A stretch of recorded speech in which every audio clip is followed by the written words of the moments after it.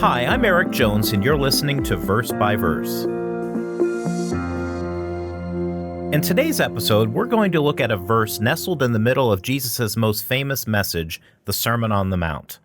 The importance of this sermon cannot be overstated. It forms the bedrock of Jesus' recorded teachings in the Gospel. Not only are Jesus' words in this sermon very straightforward and easy to understand, it is one of the most practical sections of the Bible. Today we're going to focus on a single statement from that sermon recorded in Luke's Gospel. The context of this statement was Jesus talking about fruit. No, not the kind that grows on trees, but the kind of fruit that grows from people. Jesus used fruit as a metaphor for the characteristics of one's life. He said the simplest way to know if someone is of God or not is by their fruits. In Luke 6:43, he said that a good tree does not bear bad fruit, nor does a bad tree bear good fruit. Then in verse 44, he said, "For every tree is known by its fruit." The idea that he was trying to convey is that we're defined by the visible results of our behavior, actions, and words. God is looking for character, and character must be displayed through outward actions. Many in the culture Jesus lived in believed their religion was defined by their nationality or by adherence to ritual. To them, as long as you were a physical descendant of Abraham or rigidly practiced certain rituals, you were one of God's people.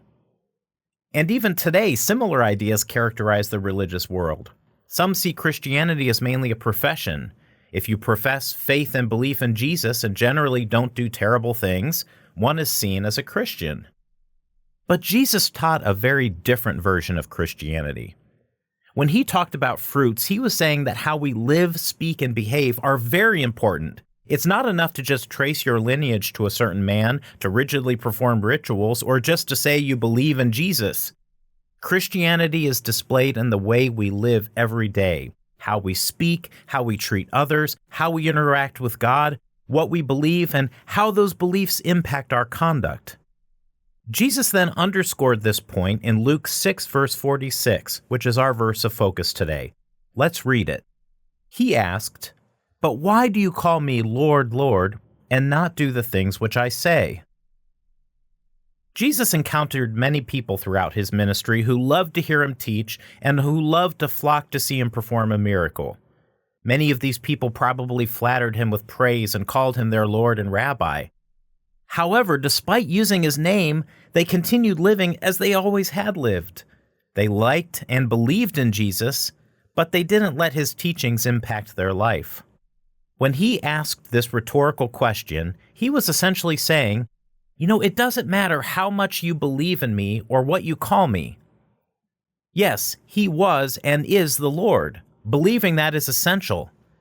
But his point was it can't stop there. Why? Because, to paraphrase him again, we must do the things which he said. We must practice his teachings. We must obey him. My friends, this lesson is just as relevant to our world today as it was in the first century. By some estimates, over 2.4 billion people profess Christianity. But when we examine the teachings of the churches those 2.4 billion people are affiliated with, we find they teach and practice many things contrary to what Jesus taught. To paraphrase Jesus, many people today say, "Jesus is my Lord, Lord," but they ignore, neglect, or reject the way of life he taught, the things he said. The point is not to attack, but to motivate. We individually must all take Jesus' warning seriously and remember that what we profess and believe is really of very little value unless it impacts the way we live.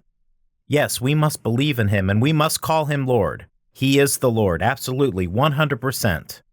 But we must also couple that with fruits.